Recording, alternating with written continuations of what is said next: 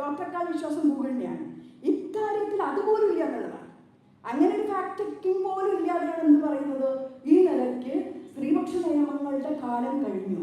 ഇനി gender neutral, ഞാൻ ബാലുശ്ശേരിക്കാരോടൊക്കെ പറഞ്ഞു, ജെൻഡർ ന്യൂട്രൽ യൂണിഫോം എന്നൊക്കെ പറയുമ്പോൾ ഒരു വലിയ ആക്സെപ്റ്റബിലിറ്റി കിട്ടി. ജെൻഡർ ന്യൂട്രൽ എന്ന് പറഞ്ഞ വാക്ക് എന്തോ ഒരു വലിയ നല്ല വാക്ക്, അതും കൂടി വെച്ചിട്ടാണ് ജെൻഡർ ന്യൂട്രൽ നിയമങ്ങൾ എന്നങ്ങ് പറയുകയാണ്. അത് നമ്മുടെ ഈ ഡൗറി പ്രൊഹിബിഷൻ ആക്ടിൻ്റെ ജെൻഡർ ന്യൂട്രൽ സ്വഭാവം മാറ്റിയിട്ട് അതിനെ എങ്ങനെയാണ് ജെൻഡർ പക്ഷപാതിത്വ നിയമമാക്കേണ്ടത് എന്ന് നമ്മളൊക്കെ ഒരു ആലോചന നടത്തുമ്പോൾ അതിനകത്ത് ആളുകൾ ചോദിക്കുകയാണ്, ജെൻഡർ ന്യൂട്രൽ അല്ലേ നല്ലത്? കൊടുക്കുന്നതും വാങ്ങുന്നതും, കൊടുക്കാൻ പ്രേരിപ്പിക്കുന്നതും വാങ്ങാൻ പ്രേരിപ്പിക്കുന്നതും കുറ്റകൃത്യമാണെന്നുണ്ടെങ്കിൽ ആരാ പരാതിപ്പെടുക? അപ്പുറത്തെ കൊടുത്താളോ? ഈ കൊടുത്താളും വാങ്ങിയാളും പെട്ട് കിടന്ന് അപ്പം അത് മാറ്റണം എന്ന് പറയുന്ന സമയത്ത് പോലും അതിന് ജെൻഡർ ന്യൂട്രൽ അല്ലേ നല്ലത് എന്ന് ചോദിക്കുന്ന ഒരു തരം വലതുപക്ഷ പൊതുബോധം അതിശക്തമായിട്ടുണ്ട്.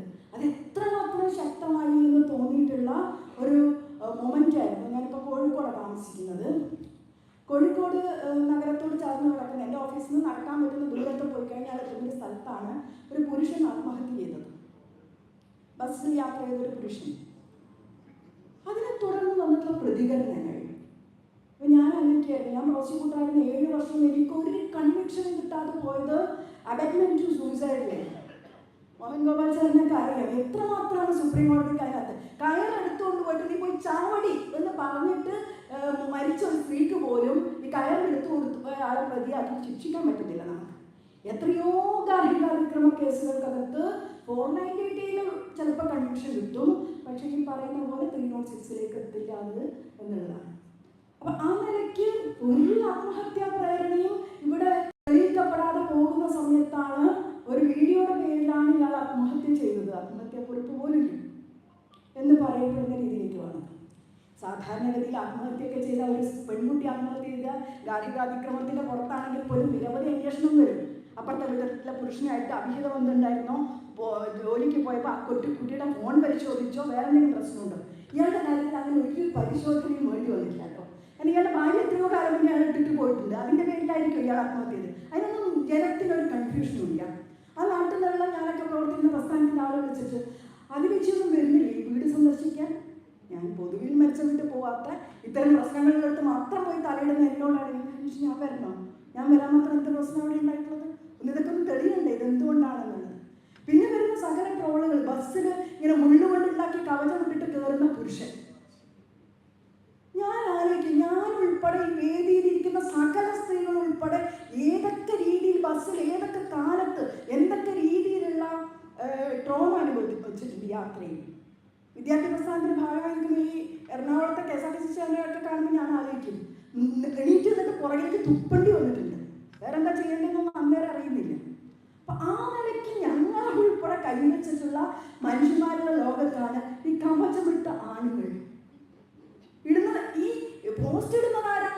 എൻ്റെയൊക്കെ എല്ലാ പോസ്റ്റിനും വന്ന് കമൻറ്റ് ഗംഭീരമായി സഖാവി എന്നൊക്കെ പറയുന്ന ആളുകളാണ് ഇതിന് വന്നിട്ട് പിന്നെ ഈ രീതിയിൽ പോസ്റ്റ് ഇടുന്നത്.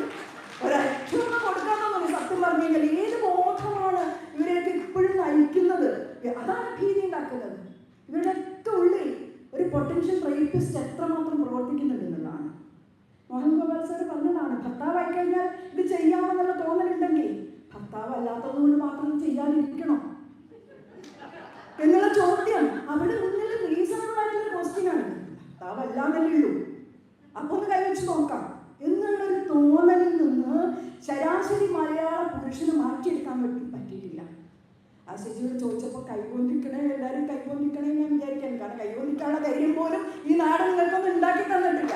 അവിടുന്ന് എല്ലാവരും കൈകൊണ്ടിക്കാനുള്ള ഒരു ധൈര്യത്തിലേക്കെങ്കിലും ഷാഹിൻ ഉൾപ്പെടെ ഉണ്ടാക്കിയിട്ടുള്ളൊരു കൂട്ടായ്മയൊക്കെ സാധിച്ചപ്പോൾ, പുരുഷനൊക്കെ ഉണ്ടല്ലോ, അപ്പോൾ സാധിച്ചപ്പോൾ എനിക്കൊരു കുറച്ചൊരു സമാധാനം അതിൻ്റെ ഭാഗമായിട്ട് തോന്നി. ഈ പറയുന്നത് എങ്ങനെയാണ് ഇവിടെ സാറ് പറഞ്ഞല്ലോ, വർമ്മ കമ്മീഷന്റെ റിപ്പോർട്ട് വന്ന സമയത്ത് ആ റിപ്പോർട്ടിനകത്ത് ഫാക്ട് ഇത്രയധികം ഇന്ത്യ സ്തംഭിച്ചു നിന്നിട്ടുള്ള, ഇന്ത്യയിൽ ഏറ്റവും കൂടുതൽ പ്രതിഷേധം വന്നിട്ടുള്ള ഒരു സെക്ഷൽ അസോൾട്ടിൻ്റെ മീതെയാണ് അങ്ങനെ ഒരു കമ്മിറ്റി തന്നെ വന്നത്. ആ കമ്മിറ്റിയുടെ പഠന റിപ്പോർട്ടിൻ്റെ ഭാഗമായിട്ട് പുറത്തു വന്ന ഏറ്റവും പ്രധാനപ്പെട്ട കാര്യം എന്ന് പറയുന്നത്, ഇനി ഈ രാജ്യത്ത് നടക്കുന്ന റേപ്പുകളുടെ റിപ്പോർട്ട് ചെയ്യുന്നത് വളരെ ചുരുങ്ങിയതുകൊണ്ട് 30% പോലും 20% കേസുകളാണ് ഇന്ത്യക്കകത്ത് റിപ്പോർട്ടഡ് കേസുകളായിട്ട് വരുന്നത്. 80% സ്ത്രീകൾ റേപ്പ് ചെയ്യപ്പെട്ടിട്ടുള്ള സ്ത്രീകൾ മിണ്ടാതിരിക്കുന്ന ഒരു നാടാണിത്. പരാതിപ്പെട്ടാലുള്ള എൻ്റെ തുടർ ജീവിതം എന്തായിരിക്കും എന്നുള്ള ആശങ്കയുടെ ഭാഗമായിട്ട് എന്നിട്ട് ചോദിക്കുകയാണ്, ഹേമ കമ്മിറ്റി റിപ്പോർട്ട് വരുന്ന സമയത്ത് ഈ സ്ത്രീകളൊന്നും പോലീസിൽ പരാതിപ്പെട്ടില്ല. എളുപ്പം ചോദിക്കാവുന്ന ചോദ്യമാണുള്ളത്. പരാതിപ്പെട്ട സ്ത്രീകൾ അനുഭവിച്ചിട്ടുള്ള ട്രോമ എന്താണ്, അവരോടൊപ്പം എത്ര നമ്മുടെ സാമൂഹ്യ ബോധത്തിന്, രാഷ്ട്രീയ ബോധത്തിന് പിന്തുണയുമായിട്ട് ഈ സ്ത്രീകളോടൊപ്പം നിൽക്കാൻ വേണ്ടി സാധിച്ചിട്ടുണ്ട്. ഏതെങ്കിലും ഒരു കേസ്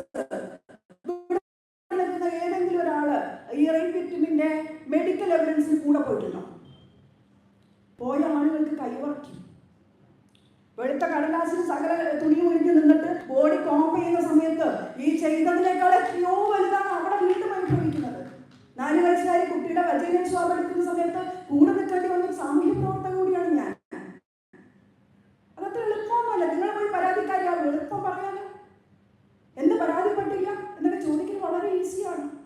ഒരു കേസിലെങ്കിലും പരാതിക്കാരിയോടൊപ്പം അടിയുറച്ചു നിന്ന ഒരു മനുഷ്യന് ഒരിക്കലും ചോദിക്കാൻ വേണ്ടി പറ്റാത്ത ചോദ്യമാണ് എന്തുകൊണ്ട് പരാതിപ്പെട്ടില്ല. സങ്കീർണമാണ് ഈ സംവിധാനം. എന്നിട്ട് ഈ പരാതിപ്പെട്ട കേസുകളിൽ 20% കേസുകളിൽ കൺവിക്ഷൻ എത്ര ശതമാനം കേസുകൾക്കാണ്? അതിൻ്റെ 20% പോലും കൺവിക്ട് ചെയ്യുന്നില്ലല്ലോ. എന്നിട്ടാണ് റേപ്പുമായി ബന്ധപ്പെട്ട് ഫോഴ്സ് പരാതി വരുന്നതിനെ കുറിച്ച്. ഇവിടെ രാജ്യദ്രോഹ കുറ്റമാണ് ഏറ്റവും കൂടുതൽ ദുരുപയോഗം ചെയ്തൊരു നിയമം. ആരെ സമരം നടത്തിയിട്ടുള്ളത്, ആരെ പ്രതിഷേധിച്ചിട്ടുള്ളത്, പ്രതിഷേധിച്ച മനുഷ്യരുടെ അനുഭവം എന്താണ്?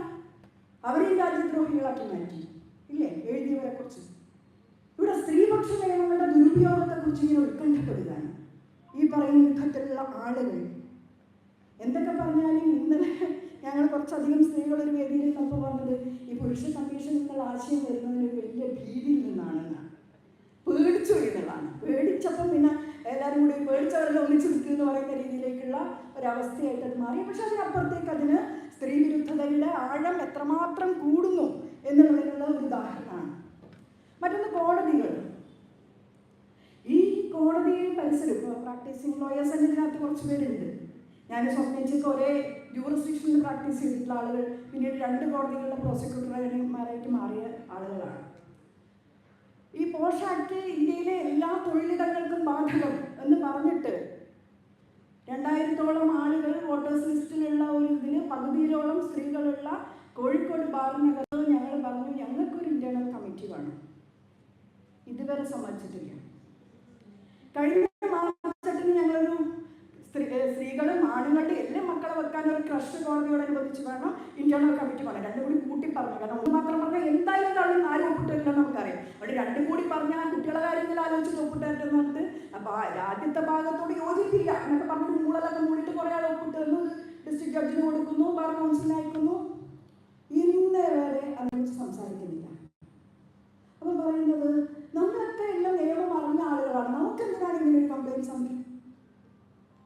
രൂപൻ ബജാജ് എന്ന് പറയുന്ന IPS ഉദ്യോഗസ്ഥയാണ് MPS സ്കില്ലിനെതിരായിട്ട് ഈ നിയമം ആദ്യം എടുത്തത്. ഇവിടെ പറഞ്ഞല്ലോ അജയ്കുമാർ സാർ, കൺസെന്റ് എന്നുള്ളത് ആര് നിശ്ചയിക്കണം എന്നുള്ള ചോദ്യം, മോഡസ്റ്റി എന്നത് ആര് നിശ്ചയിക്കണം എന്നുള്ള ചോദ്യത്തിന് വർഷങ്ങളോളം സമരം ചെയ്യേണ്ടി വന്ന ഒരു IAS ഉദ്യോഗസ്ഥ ഇന്ത്യക്കകത്ത്. എന്നിട്ട് അവസാനം സുപ്രീം കോടതി പറഞ്ഞു മോഡസ്റ്റി ആ സ്ത്രീയാണ് നിശ്ചയിക്കേണ്ടത്, അല്ല നിങ്ങൾ കോടതികളല്ല നിശ്ചയിക്കേണ്ടത്, നിങ്ങൾ പോലീസുകാരല്ല നിശ്ചയിക്കേണ്ടത്, നിങ്ങൾ പൊതുസമൂഹമല്ല നിശ്ചയിക്കേണ്ടത്. ഒരു സ്ത്രീയുടെ മോഡസ്റ്റി എന്നുള്ളത് അവളാണ് നിശ്ചയിക്കേണ്ടത്. അതിന് നേരെ നിങ്ങൾ കൈകടത്തിയിട്ടുണ്ടെങ്കിൽ അത് കൈകടത്തിയെന്ന് അവൾ പറഞ്ഞാൽ അത് വിശ്വസിക്കണം എന്നാൽ പറഞ്ഞു കൊണ്ടുവരാൻ വേണ്ടിയിട്ട് അവർക്ക് അവരുടെ ജീവിതത്തിലെ പ്രൊഫഷണൽ ജീവിതത്തിന്റെ പകുതിയിലധികം വർഷക്കാലം നീക്കിയോണ്ടി വന്നു എന്നുള്ളതാണ്. ഭാവനയുടെ കേസിൽ ഇത്രയധികം വർഷമായല്ലോ എന്ന് നമ്മൾ ആലോചിക്കുന്ന സമയത്താണ് ഇരുവണ്ടിയോ ബജാജിന്റെ ഒരു ഇന്റർവ്യൂ ഒക്കെ കാണുന്നത്. നമ്മളൊന്നും നേരിട്ട് കണ്ടിട്ടില്ല. 10 തെരഞ്ഞു പോയാൽ കിട്ടുന്ന ഒരു ഇന്റർവ്യൂ ആണ് അതൊക്കെ. ആ രീതിയിൽ ആളുകൾ നടത്തിയ സമരത്തിനൊന്നും കാര്യമില്ല. പൈസ വക്കീലന്മാർക്ക് എല്ലാം ഉണ്ട്. അതുകൊണ്ട് വക്കീലന്മാരെ ആരും റേപ്പ് ചെയ്താലും നമ്മൾ നിയമം അറിയുന്നവരല്ലേ എന്നായിരിക്കും ഇവരൊക്കെ പറയാൻ വേണ്ടി പോകുന്നത്.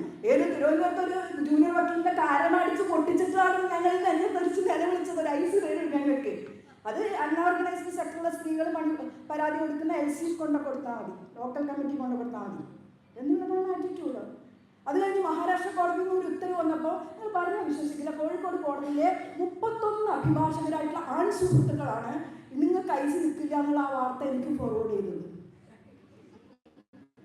ഞാനായിപ്പോയല്ലോ ഉപ്പിടാൻ കൊണ്ടുപോയത്. 31 ആളുകൾ പോവുകയാണ്. അപ്പൊ എത്രമാത്രം ആഹ്ലാദിക്കുന്നുണ്ട്, എത്രമാത്രം സെക്ഷൻ 2N പ്രകാരം ഞാൻ പെടില്ലല്ലോ എന്നവർക്കൊരു സമാധാനം കിട്ടിയതോടുകൂടി. സെക്ഷൻ 2N ആണ് സെക്ഷൽ ഹരാസ്മെന്റിന്റെ ഒരു ബ്രോഡ് ഡെഫിനിഷൻ കൊടുക്കുന്ന ഒരു ആക്ടാണ് POSH act. Physical contact and advances എന്നുള്ളത് പോലും സെക്ഷൽ ഹാരാസ്മെന്റ് ആണെന്ന് പറയുന്ന ഒരു ആക്ടാണ്. അപ്പൊ ഒന്ന് തൊട്ട് തലോടിയൊക്കെ പോയിരുന്ന ആളുകൾക്കൊക്കെ സമാധാനമായി. മഹാരാഷ്ട്ര കോടതി പറഞ്ഞല്ലോ, ഇനി ഇവളൊക്കെ എത്ര മെനക്കെട്ടാലും ഐസ് വരാൻ വേണ്ടി പോകുന്നില്ലേ എന്നുള്ളതാണ് ആ മെസ്സേജിന്റെ അർത്ഥം. അത് എനിക്ക് മനസ്സിലാവുന്നുണ്ട്. അപ്പൊ ഈ ഇടങ്ങൾ എത്രമാത്രം സ്ത്രീവിരുദ്ധമായിട്ട് പ്രവർത്തിക്കുന്നു എന്നുള്ളതിനാണ്. കോടതിക്കകത്ത് കയറി കഴിഞ്ഞാൽ സ്ത്രീവിരുദ്ധത പറഞ്ഞ ഈ സമയമൊന്നും നമുക്ക് പോരാ. Domestic Violence Act is a biased legislation, biased towards women who suffer domestic violence എന്ന് പറഞ്ഞിട്ട് ഈ സ്ത്രീകളെയും കൂട്ടിയിട്ട് സർവീസ് പ്രൊവൈഡിംഗ് സെന്ററിൽ ഒരു ഗതിയും പരഗതിയില്ലാത്ത സ്ത്രീകളെയും കൂട്ടി 8 വർഷക്കാലം ലീഗൽ കൗൺസിലർ പണിയെടുക്കേണ്ടി വന്നിട്ടുണ്ട് എനിക്ക്. ആ ഇവരോടൊക്കെ ചോദിച്ചിട്ടുണ്ട്. ഭർത്താവിനെ പൊട്ടക്കറ്റില് ഭർത്താവ് അച്ഛനെ തള്ളിയിട്ടു. ആ കേസിനകത്ത് ഭാര്യയും മകനും മൊഴി പറഞ്ഞു. അജകുമാർ സാറ് പറഞ്ഞ പോലെ ഭർത്താവിനെതിരായിട്ട് അച്ഛനെ കൊന്ന കേസിൽ ഇയാൾ കൺവിക്റ്റഡ് ആയി. അപ്പൊ അയാൾക്ക് പരാതി ചോദിക്കാൻ വേണ്ടി വന്ന ഉദ്യോഗസ്ഥൻ പറഞ്ഞു, ഭർത്താവിലേക്ക് പോയി കിടക്കാൻ വേറെ സ്ഥലമില്ല, നിങ്ങൾ വീട്ടിൽ തന്നെ കിടക്കാൻ സമ്മതിക്കണം. ഈ സ്ത്രീ കരഞ്ഞ് നല്ല വിളിച്ചിട്ട് വന്നു. അതില് എത്രയോ 100-ലധികം കേസുകൾ ഈ കോടതിയിൽ മജിസ്ട്രേറ്റ് കോടതിയിൽ പോയിട്ടുള്ള ഞാൻ ആദ്യമായിട്ട് restraining the respondent from shared house hold എന്നുള്ളൊരു പ്രയർ ഇട്ട സമയത്ത് മജിസ്ട്രേറ്റ് ഇങ്ങനെ താടിക്ക് കൊടുത്തിട്ട് അയാൾ നമുക്ക് ഇന്ത്യയിൽ തന്നെ പുറത്താക്കേണ്ടി വരുമോ? എന്തൊരു ഉത്കണ്ഠയാണെന്നുള്ളത് നോക്കണം. നമ്മൾ പറ്റില്ല സാർ ഉണ്ടാച്ചാലും പറ്റില്ല, കൺവിക്റ്റഡ് പ്രിസണറാണ്, ജയിലിൽ കിടക്കുന്നുണ്ട്, ഓർഡർ കോപ്പി ഞാൻ അതിനോടൊപ്പം ഇന്ന് അനക്സിലേക്കായിട്ട് പ്രൊഡ്യൂസ് ചെയ്തിട്ടുണ്ട്. അയ്യോ അയാൾ കൺവിക്റ്റഡ് ആണോ? അപ്പൊ അരോളല്ലേ അയാൾ വീട്ടിൽ വരുന്നത്, എൻ്റെ രേഖയല്ലേ കൊണ്ടുവന്നത്. അപ്പൊ ചോദിക്കുന്നു എന്തിനാണ് അയാൾ ജയിലിൽ കൺവിക്റ്റ് ചെയ്യുന്നത്? അതൊക്കെ വായിച്ചു നോക്കിയാൽ മനസ്സിലാവും, എന്നോടൊന്നും ചോദിക്കേണ്ട ആവശ്യമില്ല. അപ്പൊ പറഞ്ഞു, ഞാൻ പറഞ്ഞു is A murder in the case of ഈ അച്ഛനെ കൊന്ന കേസിൽ. അപ്പൊ വീണ്ടും തടുക്കരുത്, അച്ഛനും ഇല്ല ഭർത്താവും വേണ്ടെന്നാണ് നിങ്ങൾ പറയുന്നത്. ഈ കോടതിയുടെ അവൾക്കൊപ്പം നിൽക്കുമെന്നുള്ളതാണ് നമ്മളിവിടെ ചർച്ച ചെയ്യുന്നത്. ഇത് കഴിഞ്ഞ 22 കൊല്ലമായിട്ട് കോഴിക്കോട് പോലെ മോഹൻബാബു സാറിനൊക്കെ അറിയാം, ഏറ്റവും ബെസ്റ്റ് കോടതികളിൽ ഒന്നാണ് കോഴിക്കോട് കോടതി. അവിടെ പ്രാക്ടീസ് ചെയ്യുന്ന ഒരാളാണ് ഞാൻ. ഇങ്ങനെയൊക്കെ ചോദിക്കുന്ന ന്യായാധിപരുള്ള ഇതിൽ ഓരോ സൂക്ഷ്മാംശത്തിലും സ്ഥൂലാംശത്തിലും നിരവധി ഓരോ ശാസ്ത്രത്തിലും സ്ത്രീവിരുദ്ധത പ്രവർത്തിക്കുന്ന കോടതികളുള്ള ഒരു നാട്ടിനകത്താണ് ചോദിക്കുന്നത്. ഇവിടെ പറഞ്ഞല്ലോ, അജകുമാർ സാർ നടത്തിയ അതിഗംഭീര കേസിനകത്ത് ഈ വിക്ടിം ഐഡന്റിറ്റി ഡിസ്ക്ലോസിങ് പാടില്ല എന്ന് പറയുന്ന കേസിനകത്ത് 6ാമത്തെ 7ാമത്തെ പേജിലാണ് എഴുതി വെച്ചിട്ടുള്ളത്. ഇന്ന സിനിമയിലെ നായിക തുപ്പിക്കാണിച്ചാൽ പോരെ, ചൂണ്ടിക്കാണിച്ചാൽ പോരെ എന്ന് പറയുന്ന പോലെയാണ്. ഇന്ന സിനിമയിലെ നായിക എന്ന് പറഞ്ഞാൽ ആർക്കും ഗൂഗിൾ സെർച്ച് ചെയ്ത് നോക്കി ആ സിനിമയിലെ നായിക ആരാന്ന് അറിയില്ല. ഒരു രീതിയിലുള്ള ഇൻഡിക്കേഷനും പാടില്ല എന്നിട്ട് അതിന്റെ വയലേക്ക് ചെയ്തുകൊണ്ടാണ് 7ാമത്തെ പേജിലാണ് കണ്ടെന്ന് എഴുതി വെച്ചിട്ടുള്ളത്. പിന്നെ ഇത് ആരും വായിക്കരുതെന്നുള്ളതാണ് ഇത്ര 1700 പേജ് എഴുതി വെച്ചത്. 1700 പേജ് വൈകിട്ട് കഴിഞ്ഞിട്ട് ഫ്രണ്ട് കൊടുക്കുന്നത് ഇത്ര എഴുതി, തല പോലും ആക്കാൻ പറ്റില്ല അങ്ങനത്തെ പുസ്തകമാക്കി. എന്നിട്ട് അതിനകത്ത് ഈ ഇത്രയും പ്രതികളെ എന്തിനു ശിക്ഷിച്ചു എന്ന് പറയുന്നതിന് വേണ്ടിയിട്ടാണ് സാധാരണ ഉപയോഗിക്കുക. പകരം ഇതിൽ മുഴുവൻ ഉപയോഗിച്ചിട്ടുള്ളത് ഈ ദിലീപിനെ എന്തിനാണ് അക്യൂട്ട് ചെയ്തതെന്ന് പറയുന്നത്. ഒന്ന് ആലോചിച്ച് നോക്കൂ, എത്രമാത്രം ബയസ്ഡ് ആണ് എന്ന് പറയാൻ മറ്റ് ഒന്നും വേണ്ട. സാറ് പറഞ്ഞ ബുദ്ധിമുട്ടിയിട്ടാണെങ്കിൽ 1500 പേജൊന്ന് വായിക്കും. മഹാഭാരതമൊക്കെ വായിക്കാൻ ഓരോ മാസം നിശ്ചയിക്കുന്ന പോലെ നിങ്ങൾ നിശ്ചയിച്ച് വായിക്കും. മാർച്ച് 8 മുതൽ ഏപ്രിൽ 8 വരെ ഇതിനായി വായിക്കും എന്ന് നിശ്ചയിച്ച് തന്നെ വായിക്കും. അപ്പൊ മനസ്സിലാവും എന്തുകൊണ്ട് വെറുതെ വിട്ടു, എത്രമാത്രം സ്ത്രീവിരുദ്ധമായിട്ടാണ് പെരുമാറിയത്, എത്രമാത്രം വരികടത്ത് സ്ത്രീവിരുദ്ധത ഉണ്ട് എന്ന് മനസ്സിലാക്കാൻ പറ്റും. ഇനി നമ്മൾ വായിക്കേണ്ടത് അത്തരത്തിലുള്ള കാര്യങ്ങളാണ് എന്നുള്ളത് കൂടി ഇതിന്റെ ഭാഗമായിട്ട് സൂചിപ്പിക്കുകയാണ്. ഇവിടെ ബിഷപ്പ് ഫ്രാങ്കോ കേസിൽ ഗംഭീര ന്യായാധിപനൊക്കെ ആയിരിക്കും, പക്ഷേ ഈ സെക്ഷൽ അസൾട്ട്, സെക്ഷൽ വയലൻസ്, എന്നെ പേടിപ്പിച്ചു, എന്നെ ഉപദ്രവിച്ചു, ഇതൊക്കെയാണ് സ്ത്രീകൾ സാധാരണ പറയാം. പ്രത്യേകിച്ച് ഒരു കന്യാസ്ത്രീ കന്യകാത്വം പ്രധാനമാണെന്ന് കരുതുന്ന ഒരു സ്ത്രീയുടെ വായിൽ നിന്ന് എന്നെ ബലാത്സംഗം ചെയ്തു എന്ന് ഉറക്കെ പറയാൻ അവരാരും പഠിപ്പിച്ചിട്ടില്ല, നമ്മളെ പോലും പഠിപ്പിച്ചിട്ടില്ല. അതെ, ഇവരാരും ഇതിനെ സമ്മതിച്ചിട്ടില്ല. എന്നിട്ട് ഈ ബിഷപ്പ് ഫ്രാങ്കോ കേസിനകത്ത് പുറത്തു വന്നല്ലോ, സിസ്റ്റർ വാനറ്റ് വന്നിട്ട് എല്ലാ ദിവസവും കരഞ്ഞ് കരഞ്ഞ് കന്യാ ബോക്സിൽ നിന്ന് പോയിട്ട് ടോയ്ലറ്റിൽ പോകേണ്ടി വന്നത് 13 തവണയാണ് വിചാരണയുടെ ഇടയിൽ. ഈ ട്രോമ ഉണ്ട്. എന്നിട്ട് ആ സ്ത്രീ എനിക്ക് മതിയായിരുന്നു. ഇതിന് ഈ ആളുകൾ കൂടി ഇരിക്കുന്നത് നമുക്ക് മനസ്സിലായി. സാർ ഇപ്പം ജൂറിനെ കുറിച്ച് പറഞ്ഞു, ജൂറി വന്നാൽ കുറച്ചുകൂടി അതിന് ജനാധിപത്യ സ്വഭാവം വർദ്ധിക്കുമെന്നുള്ളത്. ഇപ്പോഴതിനേക്കാൾ ഏറ്റവും ഭേദം ആണെന്ന് നമുക്ക് തോന്നുന്നു. ഈ കരയുന്ന സ്ത്രീനെ കാണുന്നുണ്ട്, ടോയ്ലറ്റിൽ പോകുന്ന സ്ത്രീനെ കാണുന്നുണ്ട്. ഇതൊക്കെ കണ്ടിട്ടും അവസാനം പറയുന്നത് ഈ നെല്ലിൻ്റെ ഇടയിൽ നിന്ന്, ഈ പതിരുകളുടെ ഇടയിൽ നിന്ന് നെല്ല് വേർതിരിച്ച് അറിയാൻ എനിക്ക് പറ്റുന്നില്ല എന്നുള്ളതാണ്. നേരത്തെ സാറ് പറഞ്ഞ പോലെ തന്നെയാണ്, നേരത്തെ ഇവിടെ സംസാരിച്ച ആളുകൾ പറഞ്ഞ പോലെ തന്നെയാണ്. കുറ്റവാളിയുണ്ട്, പക്ഷെ അത് ശിക്ഷിക്കാനുള്ള സാധനം എൻ്റെ മുന്നിൽ എത്തില്ല. 1000 പതിരിൻ്റെ ഇടയിൽ നിന്നായാലും ഒരു നെന്മണി ഉണ്ടെങ്കിൽ ആ നെന്മണി കണ്ടുപിടിക്കുന്നതിനാണ് ലക്ഷക്കണക്കിന് റുപ്യ സാലറി കൊടുത്തിട്ട് ജനങ്ങളുടെ നികുതി പണം എടുത്തിട്ട് നിങ്ങളവിടെ ഇരുത്തിയിട്ടുള്ളതെങ്കിൽ നിങ്ങളതിന് സന്നദ്ധമാകണ്ടേ? അല്ലാതായി കഴിഞ്ഞാൽ അവർക്ക് പിന്നെയും സാലറി കിട്ടും, അവർക്ക് പിന്നെയും കാറിൽ ക്വാർട്ടേഴ്സിന് അവിടേക്ക് പോകാൻ വേണ്ടി പറ്റും. ആരും തടയില്ല, ആരും ചോദ്യം ചെയ്യില്ല. ഒരു നിലയ്ക്കും ഇവരുടെ ഇത്തരം തെറ്റുകളെ തിരുത്തുന്ന ഒരു പബ്ലിക് ആയിട്ടുള്ള ഓഡിറ്റിങ്ങും ഈ നാട്ടിനകത്ത് നടക്കുന്നില്ല. പകരം ഞങ്ങൾ പ്രതിസന്ധിയിലാണ്, ഞങ്ങൾക്ക് കമ്മീഷൻ വേണമെന്ന് പറഞ്ഞ് നിലവിളിക്കുന്ന ആളുകളുടെ ഒച്ച ഉയർന്നു കേൾക്കുകയും അല്ലാത്ത മനുഷ്യരുടെ ഒച്ച ഒട്ടും കേൾക്കാതിരിക്കുകയും ചെയ്യുന്നു. 0 ടോളറൻസ് ടു സെക്ഷൽ ഹരാസ്മെന്റ് പറഞ്ഞല്ലോ. 0 കംപ്ലൈൻ്റ് ആണ് ഇപ്പോൾ ആളുകൾക്ക് താല്പര്യം. എൻ്റെ സ്ഥാപനത്തിൽ ഒരു പരാതിയില്ല. കാലിക്കറ്റ് യൂണിവേഴ്സിറ്റിയിൽ ഞങ്ങൾക്ക് ആരാധിക്കുന്ന ഒരാളുടെ അടുത്ത് ഒരു കംപ്ലൈൻറ്റ് വന്നപ്പോൾ സാർ പറഞ്ഞു, എൻ്റെ ഡിപ്പാർട്ട്മെൻറ്റിനെ കുറിച്ച് എന്ത് കരുതും. ഇപ്പോഴും പറയാൻ തറവാട്ടുകാരനവരുടെ മാനസിക നിലയിൽ നിൽക്കുകയാണ്. എല്ലാം ചുവന്ന കാർപ്പറ്റിൻ്റെ അടിയിലേക്ക് എടുത്തു വെച്ചാൽ എൻ്റെ നാട് മനോഹരമായി എന്ന് പറയാമെന്ന്. എൻ്റെ സ്ഥാപനത്തിനകത്ത് ഒരു പരാതി വന്ന സമയത്ത് ഞാൻ ഇങ്ങനെ നിലപാടെടുത്തു എന്ന് ആത്മാഭിമാന ബോധത്തോടുകൂടി പറയാൻ വേണ്ടി കഴിയുന്ന സ്ഥാപന മേധാവികൾ ഉണ്ടാവണം. അതുണ്ടാവുന്നില്ല. ഞാൻ വിചിത്രമായൊരു ICയുടെ ഭാഗമായിരുന്നു. ഇന്നലെ അതിൻ്റെ എൻക്വയറിക്ക് പോയിട്ടാണ് ഞാൻ വന്നത്. അത് കാടാമ്പുഴ ദേവീക്ഷേത്രത്തിലാണ് IC. ഞാൻ ഫേസ്ബുക്കിൽ 2 പിടിച്ചു വെച്ചത്. അപ്പോൾ അതിൻ്റെ എല്ലാ ചുമരിലും ഇപ്പം നിങ്ങൾക്ക് കാണാം. കാടാമ്പുഴ ദേവീക്ഷേത്രത്തിൽ പോയാൽ ദേവിയെ തൊഴുകയും ചെയ്യാം. സെക്ഷൻ 2 സെക്ഷൽ ഹരാസ്മെന്റ് എന്താണെന്ന് നിങ്ങൾക്ക് പഠിക്കുകയും ചെയ്യാം. നമ്മൾ വെപ്പിച്ച ബോർഡാണ്. ദേവിക്കൊരു പ്രശ്നം വന്നാലും പോഷാക്ട് ഉണ്ടാകും, ദേവി കണ്ടിട്ടൊരു മറുപടി ഉണ്ടാവില്ല എന്നുള്ളതാണ് ഞങ്ങളത് വെച്ചത്. അതിപ്പോൾ കാടാമ്പുഴ ദേവീക്ഷേത്രത്തിലുണ്ട്. എല്ലാ തൊഴിലിടത്തിലും വരാൻ വേണ്ടി പറ്റിക്കഴിഞ്ഞാൽ മാത്രമേ 0 ടോളറൻസ് എന്നുള്ള രീതിയിലേക്ക് മാറുള്ളൂ. പലരും അയ്യോ അതൊക്കെ സെക്ഷൽ ഹരാസ്മെന്റ് ആയിരുന്നോ എന്ന് ചോദിക്കുന്ന പാവം ഈ മെൻസ് കമ്മീഷൻ്റെ ആളുകൾ നമ്മൾ കാണുന്നുണ്ട്. ഈ തമാശക്ക് എൻ്റെ അച്ഛൻ പറഞ്ഞിട്ടുണ്ട്, എൻ്റെ അമ്മാവും പറഞ്ഞിട്ടുണ്ട്. ഞാൻ പറഞ്ഞപ്പോൾ മാത്രം സെക്ഷൻ 2 ഇവൻ ജനിച്ചതിന് ശേഷമാണ് 2010 അച്ഛനും അമ്മാവനും പറയുന്നതില്ല. ഇയാൾ വന്നപ്പോഴാണ് ഈ നിയമം ഉണ്ടായിട്ടുള്ളത്. അപ്പോൾ ആ നിയമം പഠിക്കണം, എല്ലാവരും പഠിക്കണം. സെക്ഷൻ 2 ഉണ്ടാവില്ല എന്നുള്ള ഉറപ്പ് വരുത്തണം. അത്തരത്തിൽ വലിയ രീതിയിൽ മെൻസ് കമ്മീഷൻ്റെ ശബ്ദങ്ങൾക്കെതിരായിട്ടുള്ള ഒരു പൊതുബോധം നമ്മൾ തന്നെ നിർമ്മിച്ചെടുക്കേണ്ടുന്ന ഒരു കാലത്തിൽ കൂടിയാണ് കടന്നു പോകുന്നത്. സ്ത്രീക്ക് നീതി ലഭിക്കണമെങ്കിൽ നിയമത്തിൻ്റെ ഒറ്റ വഴിയിൽ കൂടിയാണ് പോകേണ്ടതെന്നാണ് പറയുന്നത്. നിങ്ങൾക്കൊരു പരാതി ഉണ്ടായോ, പോലീസ് സ്റ്റേഷനിൽ പോയി പരാതിപ്പെടും. അല്ലാതെ ഈ സമൂഹത്തിൽ ഒരു ഉത്തരവാദിത്വമില്ല. ഒരൊറ്റ മൂല്യമുണ്ട്, അത് നിയമത്തിൻ്റെ വഴിയാണ്. ആ വഴിക്കൂടെ അങ്ങ് പോയിക്കോളുക. അപ്പോൾ ജയിക്കുന്ന ഏതെങ്കിലും ഒരു സ്ത്രീ ഉണ്ടാകും. അതിന് ഭയങ്കര കയ്യടി ഒച്ചയിൽ തോറ്റുപോയ 1000 സ്ത്രീകൾ പോയതിൽ തോറ്റുപോയ 999 പേരുടെ കരച്ചലിന്റെ ശബ്ദം കേൾക്കാതെയാണ് ജയിച്ചുപോയ ഏതോ ഒരു സ്ത്രീയുടെ കയ്യടി ശബ്ദത്തിൽ നിയമത്തിന്റെ വഴിക്ക് മാത്രം പോകാൻ വേണ്ടി ഉപദേശിക്കുന്നത്. അങ്ങനെ നിയമത്തിന്റെ ഒറ്റമൂലികൾ ഫലം കാണിക്കുന്ന ഒരു സാമൂഹ്യ പ്രശ്നമല്ല സ്ത്രീക്ക് നേരെ നടക്കുന്ന അതിക്രമങ്ങൾ.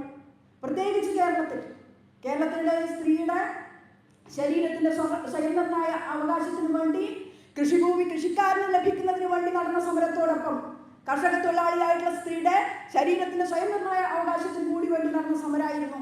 ജന്മി വിരലിനൊടിക്കുമ്പോൾ വന്ന് കൂടെ കിടക്കേണ്ടവളാണ് കർഷക തൊഴിലാളിയായിട്ടുള്ള ചെറുപ്പന്റെ ഭാര്യ എന്നുണ്ടായിരുന്നെങ്കിൽ അതിന് ഞങ്ങൾ സന്നദ്ധമല്ല എന്ന് പറഞ്ഞത് ചെങ്കൊടിക്ക് കീഴിൽ സമര കേരളം പറഞ്ഞിട്ടൊരു മുദ്രാവാക്യമായിരുന്നു. അതിന് തുടർച്ച ഉണ്ടാകുന്നില്ലെങ്കിൽ ഈ ഇടർച്ചകൾ നമ്മൾ കാണേണ്ടി വരും.